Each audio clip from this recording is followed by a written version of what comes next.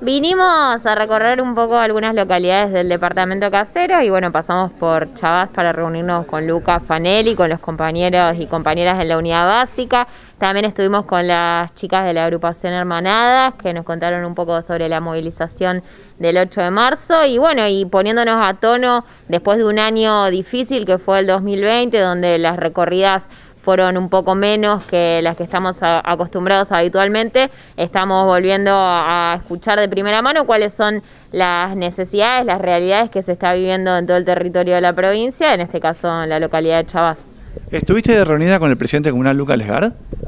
Pasamos a saludar también a Lucas Lesgar por la comuna, a charlar un poco acerca de cómo viene llevando la situación sanitaria, el proceso de vacunación y bueno, algunas expectativas en términos de proyectos presentados de obras para la localidad que también esperemos que puedan realizarse durante este año.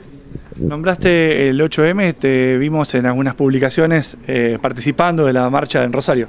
Sí, la verdad que el 8 de marzo es una fecha importante para todas las mujeres argentinas, donde no solamente conmemoramos nuestra lucha y la necesidad de que sean respetados y conquistados nuestros derechos en igualdad de condiciones, sino que también fue una fecha importante para volver a poner sobre la mesa la urgencia de contar con medidas necesarias que prevengan la violencia machista, la violencia de género, sobre todo en lo que hace a los femicidios, que durante, ya desde hace muchos años tenemos un promedio alto de un femicidio cada 26, cada 29 horas, que nos parece que es una problemática que tiene que ser atendida de manera urgente, que esperamos que la justicia también haga un proceso de reconfiguración, de transformación de algunas de sus respuestas y de sus herramientas para poder dar una respuesta más efectiva en términos de la prevención de esta violencia. Y bueno, el 8 de marzo es un momento para recordar a todas esas mujeres que hoy ya no nos acompañan porque han sido víctimas de femicidios.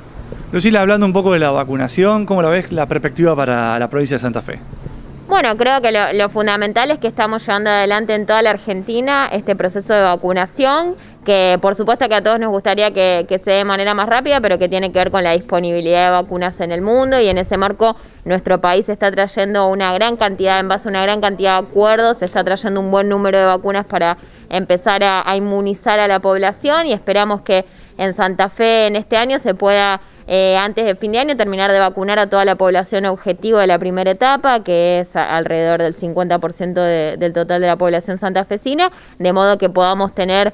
una seguridad y una previsibilidad mayor respecto del número de contagios. Creo que es el dato fundamental, es que estamos llevando adelante el proceso de vacunación y que esto efectivamente nos muestra, digamos, una salida del contexto de pandemia que tanto daño nos ha hecho. No puedo dejar de preguntarte, ya que te tenemos en Chavás, ¿cuál es tu opinión con respecto al vacunatorio VIP?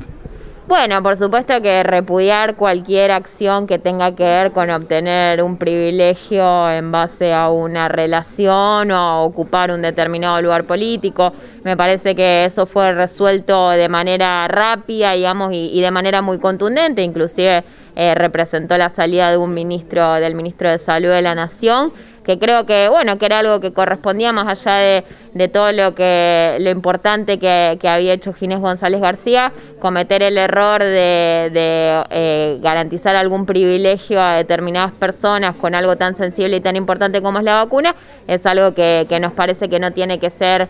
habilitado y que la decisión tenía que ser muy contundente. Esperemos que no vuelva a repetirse esto en ningún nivel del Estado, ¿no? Porque no solo pasó en el nivel nacional, sino también sabemos que hay distintos manejos en todos los niveles y queremos que esto deje de pasar y que se reduzca al mínimo, ¿no? Las vacunas son para aquella población que está determinada como la población objetivo y son ellos los que tienen que recibirlo.